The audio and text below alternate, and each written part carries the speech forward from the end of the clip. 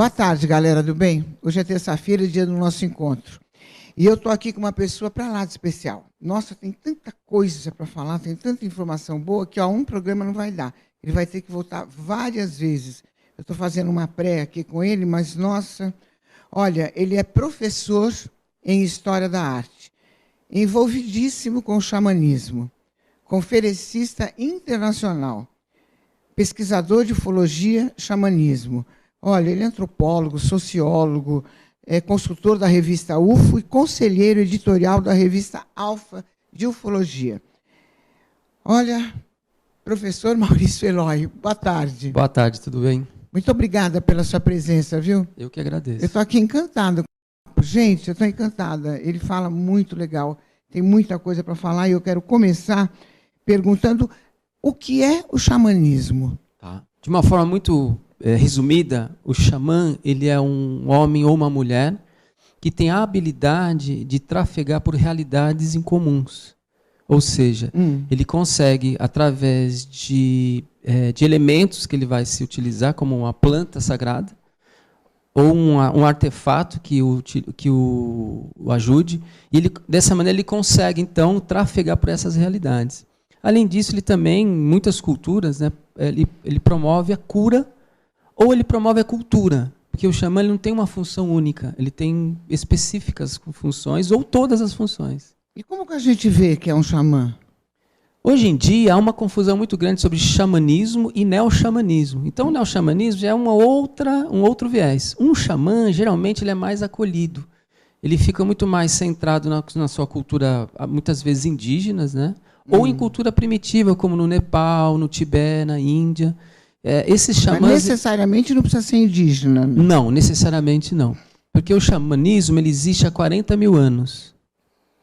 E é interessante porque esse sistema de... Os antropólogos hoje colocam um sistema de linguagem. E esse sistema de linguagem ele pode abarcar uma religiosidade. Então, assim, qualquer pessoa pode ser xamã? Pode, mas nem todas as pessoas são xamãs. O xamã nasce xamã. Tem características? Tem características. Então, assim, por exemplo, alguns antropólogos identificaram que em algumas aldeias indígenas, aqui do Brasil especialmente, que índios que tinham elementos de esquizofrenia era considerado xamã. Ou se ele era um exímio contador de história, ou se ele nasceu faltando uma orelha. Olha que interessante. São elementos que fogem um pouco do padrão e que dá para ele já um indício, um sinal. Mas quer dizer que quando falta a orelha... É. Nossa, que engraçado. Em determinados casos, sim. E o mais recorrente é quando eles têm a habilidade de conversar com os espíritos. Só que a gente tem que entender que esse espírito que ele fala é muito diferente da questão espírita. É de uma forma muito mais ampla. Não é só o espírito morto. É o espírito da natureza, é o espírito do universo. É uma coisa muito do próprio eu. Ou do próprio eu, ou de algo que nós não conhecemos, que nós da era moderna não temos acesso. Entendi. Agora, o xamã, ele tem contato com os aliens? Olha, eu estou fazendo uma pesquisa já há uns 7 anos e eu percebi que xamãs de culturas mais atrás, mais primitivas, vamos falar assim, é legal a gente deixar claro que a palavra primitiva é de primeiro, não primitivo de menor ou inferior, é de primeiro. Existem registros de pinturas feitos por xamãs em cavernas, são poucas cavernas, mas em paredes ao ar livre, principalmente na África. Isso demonstra que eles tinham contato com os aliens, mas os aliens não tinham contato com os xamãs. Entendi. Nós temos até uma foto, né? Tem. A Camila, a hora que puder soltar essa foto para ver a pintura dos aliens, aí ele explica. Enquanto isso, o que o xamanismo, professor, pode ajudar na ufologia?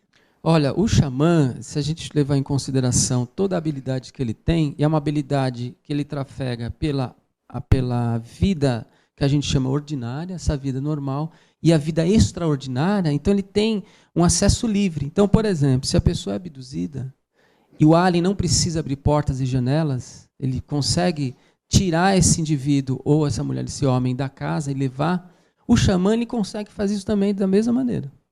Se ele consegue isso, ele também consegue impedir as abduções. Mas o xamã consegue através da mente, é isso? Através do corpo. Ou ele pode também conseguir através de estruturas corporais, né, através do corpo mesmo. Entendi.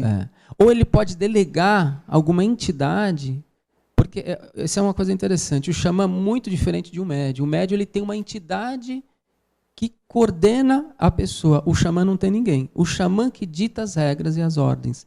Então o xamã pode delegar alguma entidade para salvaguardar esse abduzido. Essa mesma entidade que poderia incorporar num médium? Não. Não. É muito diferente. Como é? Então ele delega a algum, por exemplo, existe aqui na cultura indígena brasileira, eu não sei assim verbalizar as palavras dessas entidades, são palavras tupi-guarani, são de verbalizar. Mas existe, por exemplo, um livro que é disponível, um texto que é disponível no Google, que chama Floresta de Cristal. E ali se fala do pequenos seres, desse tamanhozinho. Esses seres, eles ajudam o xamã. Então, os xamãs, no uso das plantas sagradas, acessam esses seres e os xamãs pedem auxílio para eles. Então, é dessa maneira que funciona. Então, por exemplo, ele quer ter uma habilidade para caçar a onça. Vamos falar assim. Então, ele acessa determinadas entidades que hoje, na língua moderna, nós chamamos de elementais. Né? O índio já tem outra terminologia.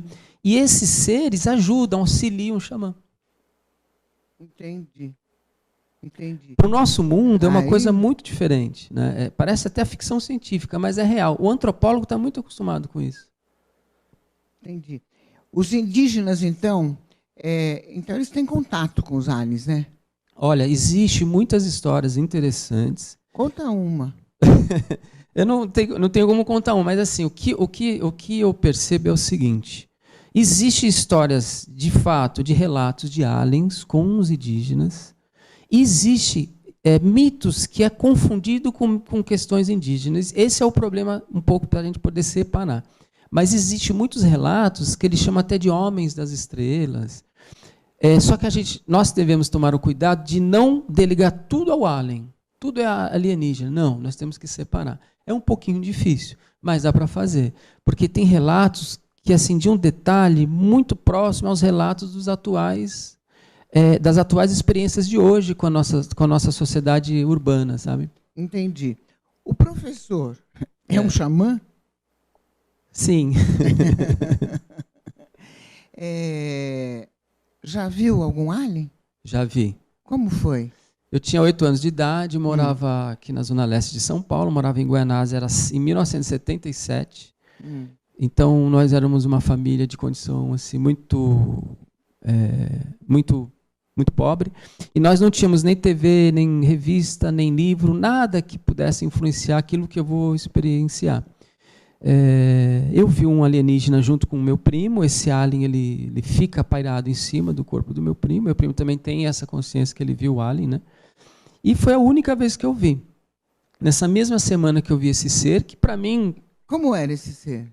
Ele é leitoso, então tinha uns olhos grandes, pretos. Era o quê? Leitoso. A cor do corpo dele, você lembra essas luzes aqui do próprio estúdio?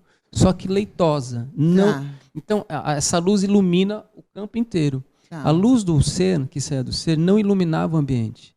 Essa luz, ele só iluminava quando ele se aproximava de alguma coisa. Então, quando ele se aproximou do corpo do meu primo, uma claridade pequenininha tomava conta do corpo dele. Entendi. Ele tinha os braços bem longos, não era um tipo Grey, mas ele parecia um pouco. Mas ele tinha alto, não? Não, ele tinha 1,30 m, 1,40 m no mais, bem pequenininho. O olho era pretão, os olhos pretos. Não tinha essa cartilagem, né? Era 2 buracos, pelo que eu percebi. E a boca era muito pequenininha. E eles não tinham orelha. Ele não tinha orelha, né? Não tinha orelha. E tem vários que tem umas orelhão, né? Agora, o que me chamou a atenção também, na mesma semana, uns dias depois, eu e meu tio, nós vimos uma nave em cima da nossa casa. Era de dia, aproximadamente 10 da manhã. Como era a nave? Era uma nave circular, né? Essa terminologia disco voador é também muito reducionista. Existem naves triangulares, enfim, de várias formas. Mas essa era circular e ela estava em torno de uns 3 quilômetros para cima da minha casa. Eu pensei que era um balão. Eu fiquei com medo porque eu pensei, falei para o meu tio, esse balão vai cair e a tocha vai queimar nossa casa. Nossa casa já não é boa. E se esse balão cai? Daí ele olhou, falou, não é balão. Por que não é balão? Não tem tocha, então o que é isso aí? Aí ele falou que era um disco voador, eram as coisas que eram faladas no rádio. Ele chamava de aparelho. Não, é aparelho voador. Não falava nem disco voador. E eles vão embora, não fazem mal. Para mim, não teve tanta repercussão, porque era uma criança, um disco voador, um pássaro voando, não tinha tanta diferença naquela época. Eu só fiquei preocupado que a minha casa não fosse assim, estragada pelo disco voador se ele caísse ali. Né? Então foi minha primeira experiência. Tá, e não teve assim, um contato mais direto, né? Não. Você sentiu medo? Não. Só em 91 que eu tive uma experiência mais interessante. Em 91 eu estava acampando com o grupo Geone, um grupo de ufologia que existe até hoje. O que é um grupo Geone? Geone é um grupo de pesquisas sobre discos voadores. Entendi. É um pessoal aqui de São Paulo. Me convidaram para frequentar a casa de um senhor chamado Arismares Baraldi. Não sei se você chegou a conhecer ele. Um grande homem, sim, da ufologia, já falecido. E em Sorocaba eu vi com ele, junto com eles, uma nave-mãe gigantesca. Muito grande? Muito grande. De quilômetros? Olha, vamos pensar o seguinte, pegar um vagão de um trem, se coloca aí uns 15 vagões de trem ou mais. Ele era em forma de charuto, só que quando ele virava, parecia uma forquilha, e ele andava não na horizontal, não na vertical. Desculpa, não na horizontal, ele voava na vertical. De pé. Engraçado, andava assim, né? De que pé. nem desenho animado. Uma hora ficava na luz, que é uma luz parecida com o corpo do alien, e uma hora ficava na cor preta. Não era uma cor metálica, era uma cor quase desse sofá. Entendi. E some. O que é interessante, naquela época, foi noticiado em vários jornais discos voadores que foram vistos no Uruguai, Paraguai e São Paulo, no entorno de São Paulo, e depois eu vi a nave, foi no sábado. E depois, no domingo, foi visto em toda a Europa. E é interessante que Sorocaba fica numa linha imaginária, de Ponta Porã a Paris, que é uma linha imaginária que passa muito UFO, né, objetos voadores não identificados. É um tráfego muito forte ali. E nós estávamos meio nessa linha. E aqui no Brasil também, né? Tem uma cidade que é Extrema, que aparece muito, é isso, professor? Tem, bastante. No geral, Minas Gerais é um território interessante para observar esses objetos. Eu tenho um amigo lá, que é chipado, que é o Marcos. Ele sempre me passa as informações. Vira e mexe, né, Marcos? Um beijo para você, viu? Ele sempre me manda vídeos tem uns vídeos interessantes, viu? Dos UFOs que estão passando por lá. Agora, por que passam muito por lá, hein, professor? Olha, uma das hipóteses é a questão do minério. Então, você vê, tudo que envolve a nossa volta tem minério. Nós necessitamos de minério para construir determinados objetos. Provavelmente essas espécimes que ali trafegam, a gente não sabe se são as mesmas que fazem as abduções, necessitam desse minério. Aparentemente, é uma das hipóteses. Porque é muito recorrente, muito. Sabe, aparecer em montanhas, circular em lugares de alto índice de minério, né? Tanto que é um território rico nessa propriedade. Entendi. Deixa eu voltar um pouquinho aqui nas plantas, Tá. do xamã. Quais são as plantas sagradas? Elas ajudam na ufologia? Olha, é bom colocar bem claro assim. Muitas vezes se coloca um termo muito equivocado, e foi um termo colocado provavelmente pelo governo americano, não é alucinógeno, porque a alucinação é algo não real. Então, os antropólogos começaram a dar uma terminologia mais correta, chama de miração. Então, uma experiência com uma planta, seja uma ayahuasca, que é uma delas, tem o peyote, você tem o cactus São Pedro, você tem, enfim, uma espécie muito grande de substância que a gente chama de substância psicoativa. Se você ingerir, você já vai ter um fenômeno, você vai ter uma experiência. Mas se você usar essas plantas ditas como sagradas, com um ritual, eu acredito, na realidade, eu percebo, eu tenho certeza, lógico, que a experiência vai ser muito mais profunda. Professor, Oi. Nós vamos falar muito ainda, a gente só vai chamar um break rapidinho Mas a gente já volta, não sai daí, pelo amor de Deus. Fica aí, que ó, tem papo aqui maravilhoso.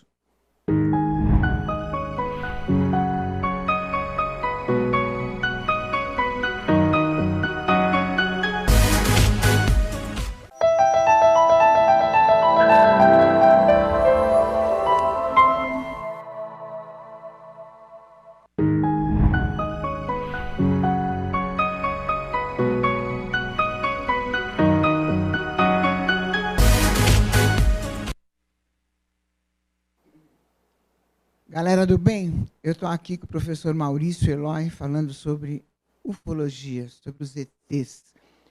Você, galera do Face, beijo, tá? Pode fazer qualquer pergunta que o professor responde. Se tiver alguma dúvida, você aí, demaistv.com.br. Ele responde na hora, ele está aqui. Estamos ao vivo. Professor, vamos responder aquela pergunta que eu fiz antes do nosso pequeno intervalo. Por que os ETs estão demorando tanto para se assumir e dizer, estou aqui, somos de um outro universo? Olha, tudo indica, baseado em pesquisas bem sérias, que eles já estão aqui há um bom tempo. Um deles é esse livro aqui, onde prova a presença alienígena há 5.000 anos atrás. Olha que interessante. É aqui, ó. Deixa eu mostrar. Mostra aí para mim. O Mistério dos Cílios, né?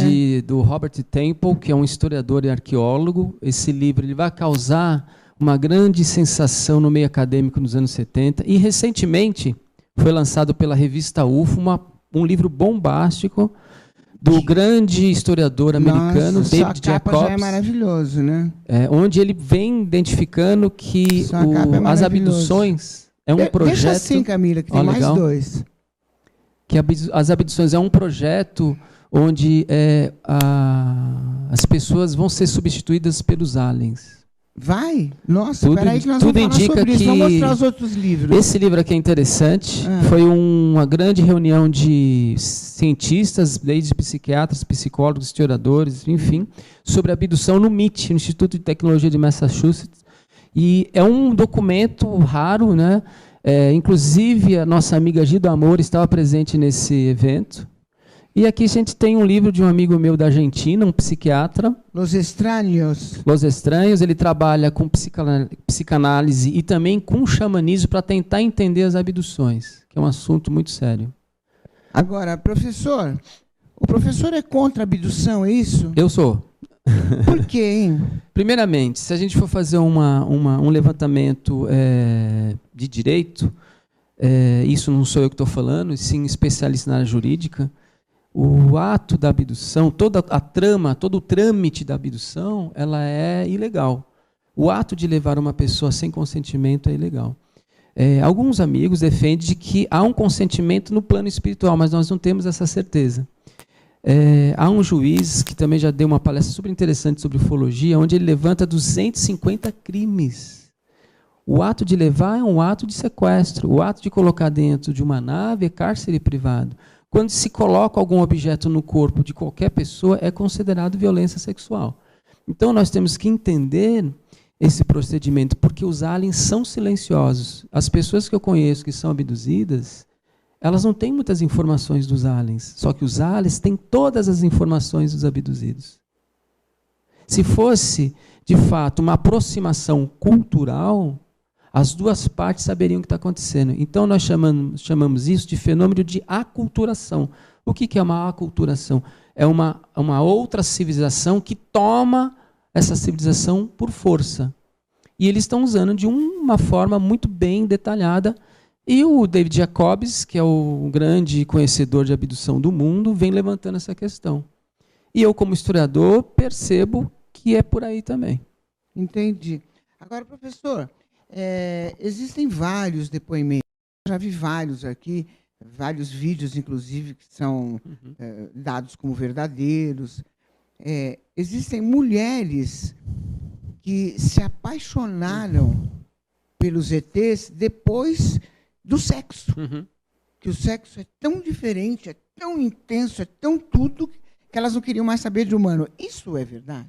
Olha, existe um antropólogo já falecido, que é o Terence McKenna, que é um grande estudioso da etnobotânica, e também ele foi um grande incentivador de uso das plantas sagradas, e ele levantou uma questão interessante, isso nos anos 80 já. Ele escreve um texto chamado O Amor Alien, levantando de fato essa questão de que mulheres, geralmente as mulheres, começaram a se apaixonar pelos aliens. Mas eu acredito que isso faz parte do próprio projeto alienígena, para tentar, de fato, aproximar essas pessoas. Então, eles têm que saber. Vamos pensar o seguinte: se o David Jacobs estiver correto na sua pesquisa, que a abdução acontece no período de 100 anos, eles já estavam nos anos 80 para os anos 90 sabendo o psicológico humano. Então eles teriam que trabalhar com uma ferramenta para seduzir a mulher e para seduzir o homem. Entendi. Mas a mulher se apaixona? Se apaixona. Só que a gente tem que também pensar o seguinte: existe também uma outra coisa que é importante a gente falar, a síndrome da abdução. Ou seja, pessoas que pensam que é abduzida, mas não são abduzidas. Geralmente mulheres. Pensam que elas querem ser abduzidas. Isso é um fenômeno psicológico mundial. Agora, está existindo no mundo, e nesse país principalmente, muitas abduções, não é isso? Principalmente com mulheres, é isso? Com mulheres, a quantidade de abduções entre homens e mulheres, entre mulheres parece que houve um índice maior. Só que as abduções parece que deu uma desacelerada. Parece que ela diminuiu. Nós não sabemos por quê. Toda essa mulherada que some, aqui mesmo, quantos que desapareceram e ninguém sabe?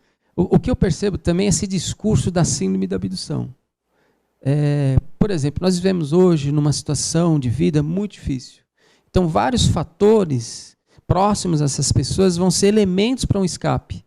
Então, esse é o papel também daquela pessoa que pesquisa o abduzido, que está ali envolvido com o abduzido, tentar diferenciar a pessoa que tem um problema psicológico, que tem um desejo de ser abduzido, do abduzido de fato. Isso é fácil de ser reconhecido. A maioria que são abduzidos, eles voltam ou não? Todos voltam. Todos voltam? Todos voltam. Por que todos voltam? Não e esses que desapareceram? Então, não é muito apropriado para o alien chamar muita atenção.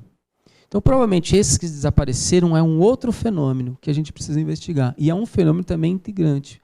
Porque a quantidade de pessoas que desaparecem, né, é uma coisa assustadora.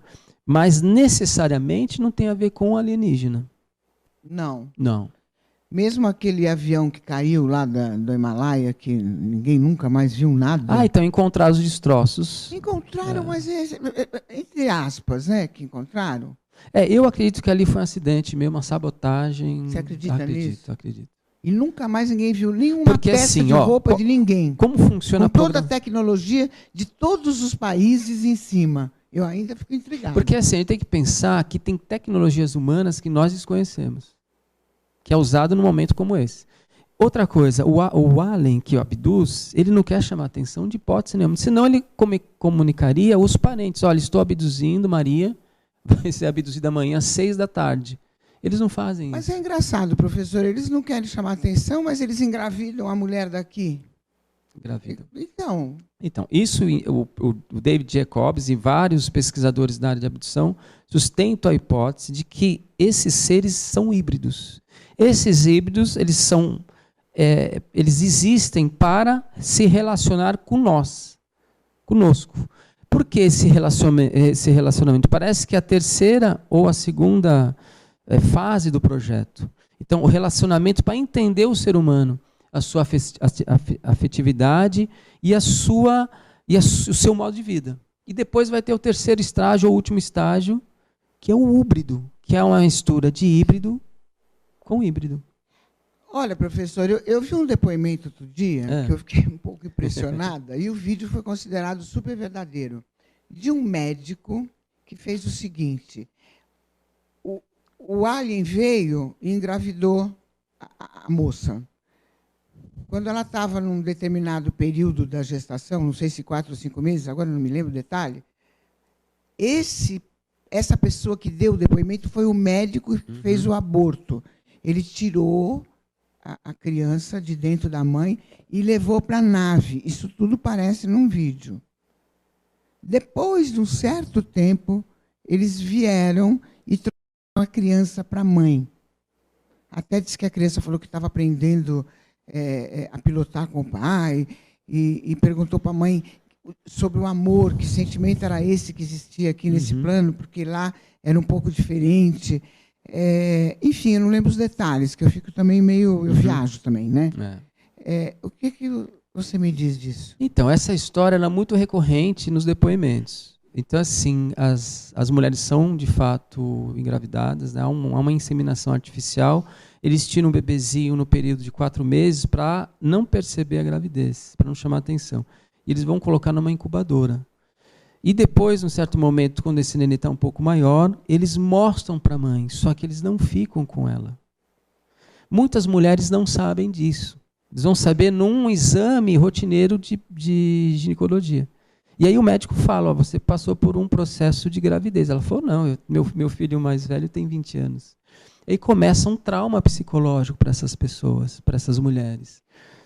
Agora, por que eles querem filhos de mulheres desse plano? Olha, de acordo com David Jacobs, que é o maior especialista em abdução, é um plano, de fato, de se inserir na sociedade, sem permissão. Entendi. Porque se fosse permitido, seria feito em rede nacional. Agora, ainda sobre aliens, a gente vê muitos depoimentos. Né? Eu vi um da ministra da Rússia. Ah, você viu? Dizendo que os aliens, politicamente, eles comandam o mundo.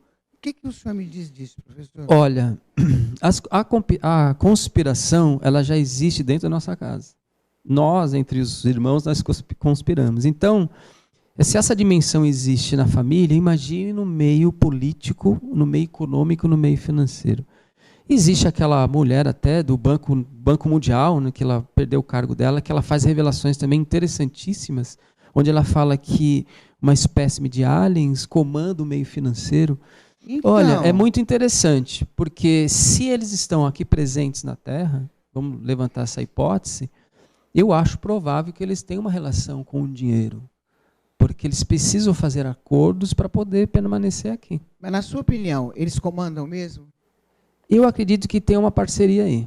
Entre governos do mundo, há um acordo, ou acordos. Né? E eu não sei até onde vai esse acordo. A abdução pode ser um tipo de acordo também. E nós, professor? Desculpa te cortar, tem um pesquisador interessante na Itália chamado Malanga. Ele sustenta essa hipótese que você levantou, de que os governos do mundo fizeram acordos e que hoje os aliens, com dificuldade de abduzirem algumas pessoas, estão aplicando olha só que interessante isso, estão aplicando um método de possessão. Do quê? Um método de possessão. O que seria isso? Seria assim, ele não consegue abduzir a filha, porque o projeto é familiar da abdução.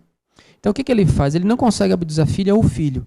Eles então se apossa da mãe, entra como se fosse um espírito e consegue, de fato, acessar o filho ou a filha. Eles estão usando essa metodologia. Isso é uma explicação que vem sendo dada por esse pesquisador, que é interessante. Nossa, mas tem muita coisa que é muito louco, sabe, professor? E aquele lance de que um alien ele pode, aos olhos da pessoa que ele está conquistando, se tornar uma outra pessoa, um ator famoso, vamos dizer assim, para se entender melhor.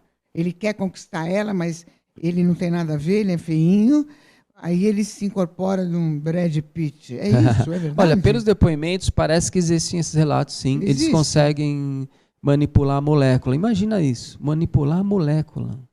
Isso não é tão absurdo, porque existe um biólogo americano que conseguiu desenvolver moléculas artificiais, injetar nessas moléculas informações.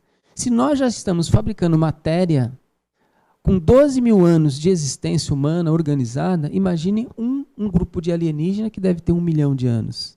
Então, eu não acho isso tão absurdo. Pode ser, sim. Agora, os xamãs podem impedir as abduções? Total. Espera um pouquinho. Não responde agora que a gente já volta. Nós vamos para um break rapidinho. Gente, faça a sua pergunta, galera do bem. demaistv.com.br. Professor Maurício Eloy. Já, ao vivo.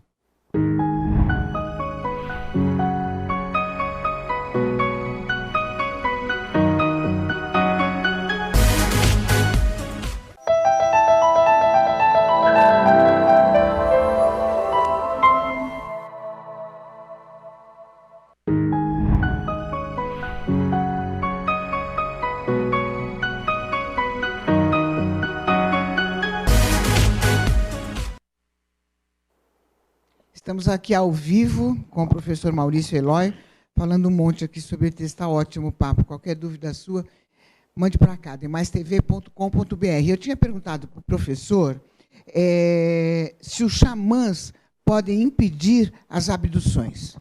Com certeza. Como? Porque se a gente pensar que o xamã de raiz, aquele que a gente chama de xamã tradicional, que é um xamã um pouco mais afastado da nossa sociedade, tem a habilidade de trafegar por realidades em comum, ele consegue impedir as abduções. Inclusive, o John Mack, que foi um grande psiquiatra e pesquisou muito sobre as abduções, ele percebeu que várias abduções, no começo delas, apareciam animais. O que é chamado no xamanismo de animal de poder. Eu chamo de animal guia. O que me chama a atenção é que o animal, ele nunca barganharia a pessoa que ele guia para um alien. Então eu acredito que esses animais que se apresentam no início das abduções é para tentar salvaguardar essas pessoas. E provavelmente esses animais é o animal de poder ou o animal guardião dessas pessoas que estão sendo abduzidas. Então o xamã, ele conseguiria de fato identificar o abduzido e talvez, com alguns procedimentos, impedir a abdução. Entendi, mas não é muito fácil, né? Não é muito fácil. É muito fácil. Não é muito fácil porque... Até rolar isso já foi também, né? Até você chegar nesse xamã, até você chegar, a coisa já está... Então teria que ter assim, um movimento mesmo, mais organizado, de tentar se aproximar primeiro com relação a esses xamãs e apresentar para eles esses problemas que estão acontecendo. Entendi. Agora eu quero perguntar qual é a diferença, que eu também não sei, do híbrido e do húbrido, porque eu sei que o húbrido, por exemplo, pode estar aí no seu lugar conversando comigo, não é isso? Isso mesmo. Mas espera um pouquinho, não responde, sabe por quê? Eu quero primeiro passar as fotos, que eu quero que você nos oriente sobre essas fotos aí, olha aí. Olha só, essa é uma pintura numa parede rochosa em Tassili. Existe um pesquisador dos anos 30 que identificou como alienígena. Então, se a gente for falar em contatos no passado antigo, esse homem, ele chama André Lott, Esse é o artista, é o pintor? Não, Henri Lott foi um antropólogo que vai descobrir essas pinturas. Essas pinturas têm 12 mil anos de idade. Quem fez essas pinturas? Foram os xamãs. Os xamãs no uso, olha mais ali, interessante. Mais uma prova do contato deles, né, com os aliens. Eu não acredito que os alienígenas usavam roupas de astronauta. Eu não defendo a ideia da vestimenta astronáutica, porque ela é muito confundida com vestimentas de xamanismo. Então, geralmente, essas imagens, porque assim, eu fiz um levantamento de imagens e fui separando o que era xamã, o que era provavelmente alien, o que era espírito e ser sobrenatural. Olha quantas coisas tem numa pintura. E ali foi identificado por esse antropólogo como alienígena. Isso em 1933. Entendi. Vamos ver a próxima. Isso é um xamã pigmeu. Isso é uma máscara que ele está usando. Provavelmente esse peixe representa um espírito. E em cima, o que é? É uma representação de um espírito, é um peixe. É uma máscara que pega o corpo inteiro. Em cima da cabeça? Em cima da cabeça. Interessante. Essa pintura foi levantada por muitos ufólogos como alienígena. Eu já falo que não. Eu já defendo a ideia de que isso é uma entidade sobrenatural. Vamos ver a próxima. Aqui você também tem outra imagem que foi chamada pelo vários ufólogos como um alienígena. Também defende a ideia de que esse ser gigante, que tem quase 15 metros de altura, como um ser sobrenatural. Entendi. É tudo em Tassili, na Argélia, no deserto da Argélia. E essa aí tem alguma coisa na mão, né? Você tem uma lança, mas também provavelmente é um xamã com uma máscara, em ritual, né? E foi registrado na parede. Eu coloquei algumas para diferenciar dos aliens. Isso aqui é interessantíssimo, que lembra um Grey. É uma pintura descoberta na Índia, muito parecido com os atuais, os modernos alienígenas cinzas. E não tem como a gente contestar. É uma pintura, de fato, autêntica, não é uma pintura fake. Os antropólogos não sabem falar o que se trata, mas se a gente for perceber, lembra muitas características dos alienígenas. Olha só, quis comparar com os desenhos de crianças abduzidas com a imagem que eu mostrei anterior. Olha que interessante. Muito próximo, interessante. Foi o David Jacobs que recolhe esses desenhos das crianças abduzidas. Entendi. Bacana, né? Muito. Bacana. Professor, eu fico anotando aqui, senão eu me perco também. Os aliens querem tomar conta desse universo? É isso ou não? Olha só, parece que uma espécime, não sei se a gente pode chamar de raça, mas vamos chamar de espécime, aos olhos do pesquisador David Jacobs, parece que sim. Esses seriam os do mal? Porque tem os do bem e os do mal, é isso? Parece que o popular chama de insetoide. Parece que esses insetoides estão no comando. Os insetoides. É o nome? Galera do não, bem? É uma espécie mesmo, é uma forma de inseto. Tá. Porque eu sempre digo, professor, a gente tem que falar numa língua que todos nós... Quer ver um exemplo interessante? Pira, né? Aquele filme Distrito 9. Aqueles insetos, parece aquilo ali. Insetoide. E parece que eles estão no comando. E os greys seria uma espécime... São cinza. Os cinzas, para se aproximar, se relacionar com o ser humano, para nascer o híbrido. E do híbrido, com o híbrido, surgiu o híbrido. Agora vamos falar o que é o híbrido e o híbrido. O híbrido é uma mistura de pessoas humanas com alienígenas. E o híbrido parece que... Não, o híbrido é a mistura de seres com alienígenas. O híbrido de seres humanos com alienígenas. O híbrido. Isso é o híbrido. O híbrido. Tá. O híbrido seria já uma mistura de híbrido com híbrido. Ah, de híbrido com híbrido. E aí parece que a função do híbrido... Então, isso aí seria o mais normal, né? Mas eles têm aspectos humanos. Provavelmente a parte interna pode diferenciar um pouco da gente. E algumas habilidades, que eles têm habilidades que nós não temos. E o que chama a atenção, o híbrido já está inserido na nossa sociedade na tese do Dr. Jacobs. Então, por exemplo, você está numa balada, tomando lá um uísque, e do seu lado você conhece alguém, e esse alguém pode ser um híbrido e você nem toma conta disso. Não dá para perceber? Não dá para perceber. Nossa, é ruim aí, hein? E é assim, para cada dois... E vai perceber uma hora ou não? Aí você sai com o cara assim, na balada, rola um amor... Aí vai que vai. Vai, Vai. E aí nasce um outro híbrido. Nossa, que coisa interessante. Porque esse é um projeto muito bem elaborado. Se você pensar, para cada 2 abduzidos, surge um híbrido. Olha a quantidade que deve ter já de híbridos. Por aqui? Por aqui. E a gente não pode... Se a gente calcular um período de 100 anos, olha quantas pessoas foram abduzidas. Nossa, não tem nada, nenhum detalhe que a gente possa dizer, olha, eu acho que é híbrido. Olha, pode ser que algumas pessoas com sensibilidade maior pode perceber, mas elas podem se assustar. Posso contar uma historinha aqui? Pode. Eu estava em Sorocaba, uma moça me contou uma história muito interessante. Ela foi pegar o ônibus, ela não é abduzida, pelo menos é isso que ela me contou. E ela sentou no banco do ônibus e ela ficou olhando na direção do cobrador. E o cobrador, enfim, e aí estava olhando assim, de repente ela vê um alien, um cinza, parado, perto da escada do cobrador. E ela fica ali meio que não sabendo o que fazer. E esse ser olha para ela e percebe que ela percebeu, porque todas as pessoas não perceberam ele lá. Só ela. O que isso prova? Que existe algumas pessoas que têm sensibilidade. E que essas pessoas podem ver.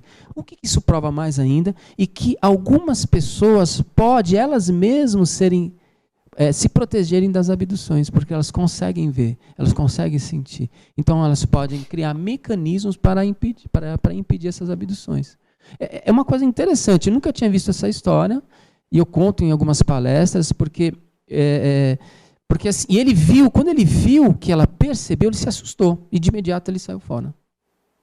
E ela contando, você percebe nos olhos dela, no tom de voz, que era real, não era uma história que ela contou, que ela inventou apenas.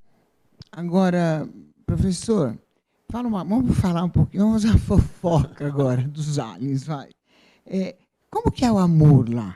Já que nós somos quase 100% concretizado, já que o nosso DNA é o DNA deles, é isso? Olha, eu vou falar assim, quando a gente estuda uma espécime que a gente desconhece, a gente tem que ter como exemplo nós mesmos.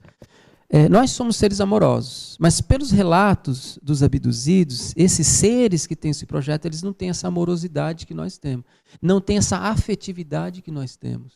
E talvez um dos motivos para eles estarem aqui é para tentar adquirir isso, não importa como. Então não rola um beijo na boca, não rola Parece nada? que não.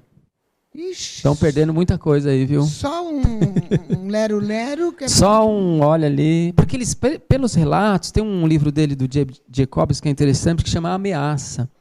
Então, assim, eles são muito frios. Então, você tem um brinquedo e a criança se relaciona com o brinquedo. Então, nesse projeto da ameaça, que ele vai contando, é interessante. Você tem lá uma criança, uma menina brincando com uma boneca, e ela coloca o nome, enfim. Aí tem um híbrido que não vê aquilo com uma coisa normal. Ela fala, mas por que você está fazendo isso? E ele questiona ela. Ah, não, eu prefiro mexer com jogos. Então, eles são muito racionais. Então, mas eu fico pirando, porque eu fico pensando assim, se nós somos descendentes deles, e aqui existe esse amor intenso, por que lá não? Então, de onde surgiu esse amor aqui, então? A gente tem que pensar assim, interessante. De onde que rolou esse amor? Interessante sua pergunta, mas a gente tem que pensar o seguinte, quantas espécimes de aliens visitaram a Terra? Então, de repente, essa minha espécie não tem nada a ver com as espécies do passado, nada a ver com alguns objetos que, por exemplo, levanta a teoria de que esses fenômenos ufológicos ligados ao militarismo, por exemplo, Operação Prato, caso Varginha, não tem nada a ver com as abduções, é uma outra coisa. E que esses seres, em especial das abduções, não têm essa questão da afetividade. Entende? Então, e se nós tivermos alguma questão biológica extraterrena, não tem a ver com eles, mas pode ter com outras espécimes.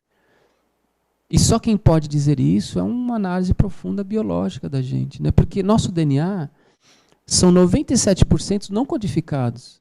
Então, são 97% de não informação. Então, talvez nesses 97% que a nossa ciência não conseguiu codificar, tenha a resposta que nós queremos sobre os alienígenas. Eu até falo nas palestras, muitas vezes a gente fica olhando para o céu e a resposta pode estar dentro da gente. Entendi. E para os aliens, como que eles veem os xamãs? Então, aí que está uma coisa interessante. Eu suspeito, como eu não tenho um contato direto com alienígena, mas eu suspeito, mediante a minha pesquisa, independente da intenção e do objetivo desse alien, eles têm uma admiração, eles têm um espanto por esse indivíduo, de eles terem um domínio de algo tão avançado. Porque o próprio Mircea Eliade, que foi um grande historiador, dá um título para o xamã interessante, chama o xamanismo de a técnica, olha, de tecnologia, isso nos anos 50, a técnica arcaica do êxtase, e o êxtase de uma forma mais ampla, o êxtase de uma maneira muito mais ampla do que o estado alterado de consciência, vai além do estado alterado de consciência. Então, o que a gente pode pensar? Que nossa espécime atual, Homo sapiens sapiens, somos evoluídos espiritualmente. Não faz sentido a gente depender de um ser externo para ter um salto espiritual. O nosso salto está indo no seu ritmo. Por que a gente vai querer avançar ele? Nós estamos indo no seu ritmo. Aí alguém pergunta, mas olha como que o planeta está em ebulição, como ele está violento. Mas isso são os comandantes, né? A população não quer violência, a população não quer crime, a população quer viver. Porque eu percebo, vou dar um exemplo muito prático rapidamente, quando a gente começou a ter o problema da água, foi a população que economizou, não foi assim a grande elite que economizou.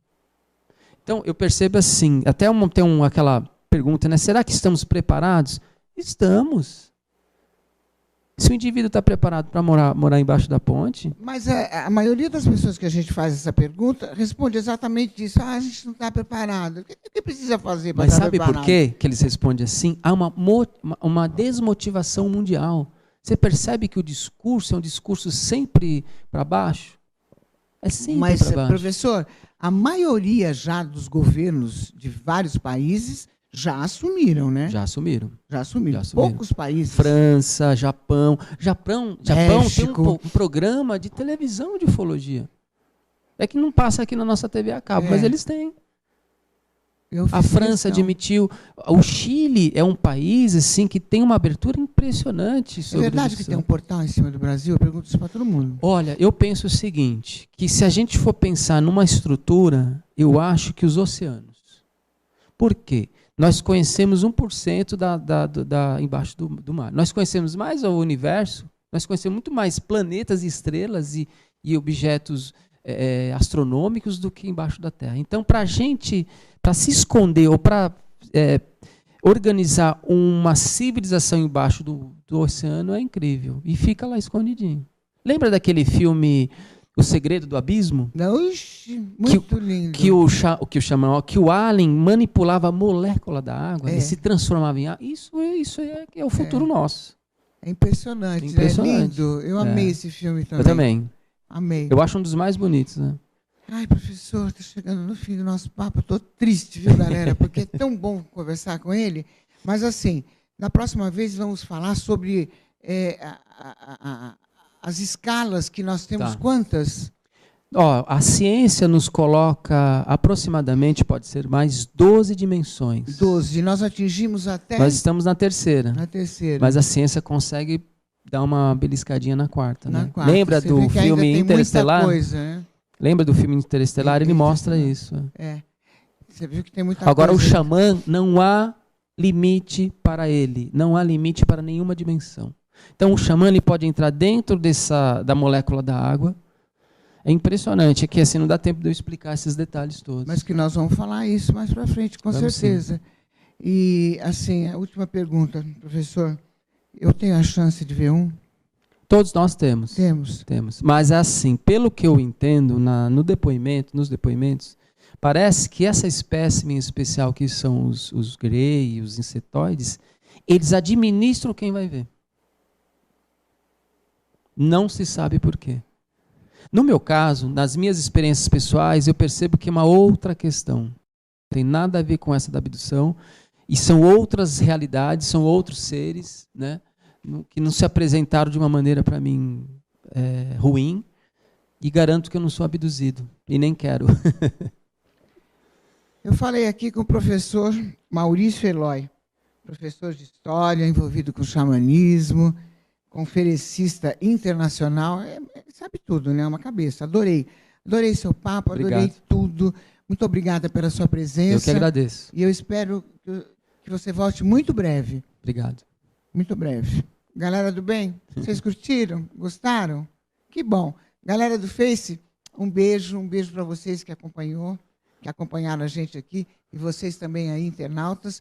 E até terça-feira. Terça-feira eu estarei aqui às 13 horas, ao vivo, demaistv.com.br. Beijo.